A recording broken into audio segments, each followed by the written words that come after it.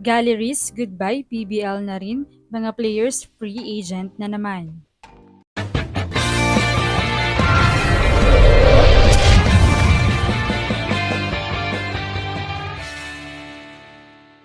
What's up, Volleyball Nation? Welcome back to my YouTube channel. Narito ako para magbigay sa inyo ng updates tungkol sa mundo ng volleyball.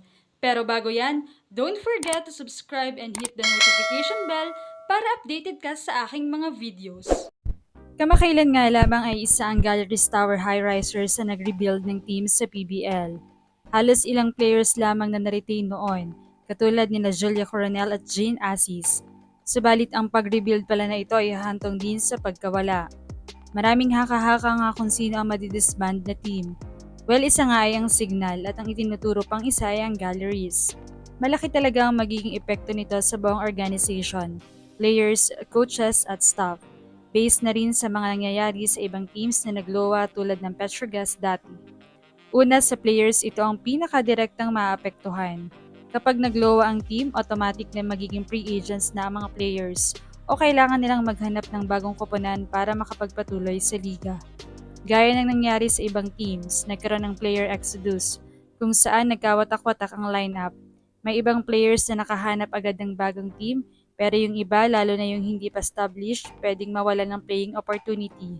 Mawawala rin ang chemistry na binuo pa lamang nila lalo na't ang Galleries Tower ay nasa rebuilding stage at kaka-release lang ng majority ng roster at nag-rebuild ng bagong core.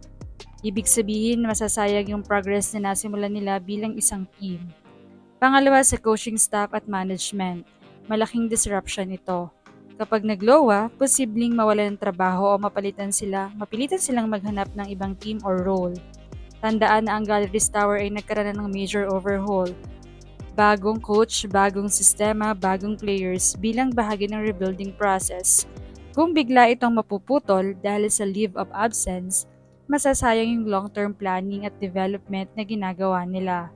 Mawawala rin ang pagkakataon ng coaching staff na ma-develop ang young core ng team. Pangatlo, sa organization at liga mismo. May epekto rin ito. Ang pagkawala ng isang history or team na nakakaapekto sa kompetisyon at scheduling ng PBL, pati na rin sa fan engagement. Sa history nga ng liga, may mga teams na nag-disband o naglowa na nagdudulot ng reshuffling ng players at pagbabago sa dynamics ng liga. Kapag nangyari ito sa Galleries Tower, mababawasan ang diversity ng competition at isa na namang rebuilding team ang mawawala sa rotation. Sa kabuuan, kung magle-level or magli-leave of absence ng Galleries Tower High Risers, hindi lang ito simpleng pahinga ng team. Ito ay malaking setback sa players na naghahanap ng exposure sa coaches na nagtatayo pa lamang ng sistema at sa liga na nangangailangan ng mas maraming competitive teams. Pinakatatamaan dito ay ang mga players dahil career nila ang direktang nakasalalay, habang ang organization naman ay mawawala ng momentum sa kanilang rebuilding process. Umani naman ito ng reaksyon sa mga volleyball fans, subalit iisa sila ng sinasabi na sayang ang team kung talagang matutuloy ang pagluluwa namang ito dahil kahit papaano ay may chemistry na silang nabuo at kayang-kayang pumalag sa iba pang malalakas na team.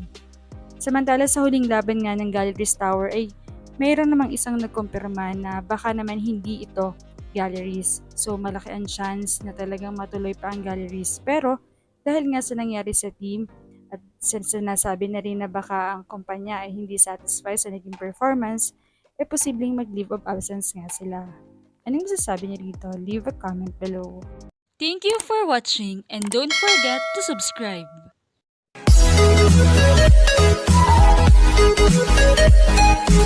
Thank you.